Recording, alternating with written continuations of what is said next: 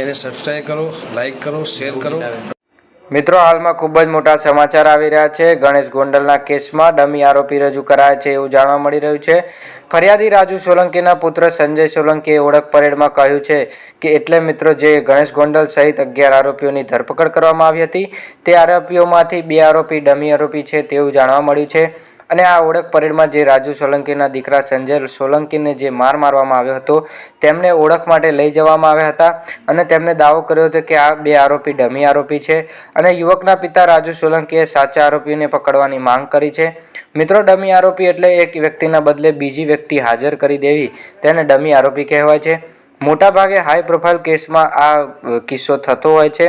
આ 2 રિયલ આરોપી છે, તેમની પ્રોફાઇલ બધું પોલીસ સમક્ષ રજૂ કરેલું છે। તેમનું એકનું નામ ધર્મેન્દ્રસિંહ છે, બીજાનું નામ દીપક રૂપારેલિયા છે અને ધર્મેન્દ્રસિંહે નકલી પોલીસ બની રાજુ સોલંકીના દીકરાને માર્યો હોવાનો આરોપ લગાવેલો છે રાજુ સોલંકીએ। અને બીજો દીપક રૂપારેલિયા છે તે નજીકના ગામનો સરપંચ હોવાનો દાવો કરેલો છે। આ કેસમાં આ ડમી આરોપી સાચા નીકળ્યા તો ગણેશ ગોંડલની મુશ્કેલી વધી શકે છે, કેસ વધુ ઉગ્ર બની શકે છે અને કલમ પણ વધુ લાગુ પડી શકે છે, કારણ કે ખોટો આરોપી રજૂ કરવો તે નિયમ અનુસાર ગુનો છે।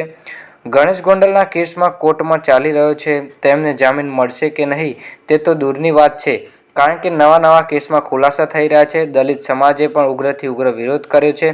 બાઇક રેલી વગેરે સોશિયલ મીડિયા પર ગણેશ ગોંડલ વિરુદ્ધ ચાલી રહ્યા છે, ત્યારે હવે આ નવો ખુલાસો થયો છે જે ચોંકાવનારો છે।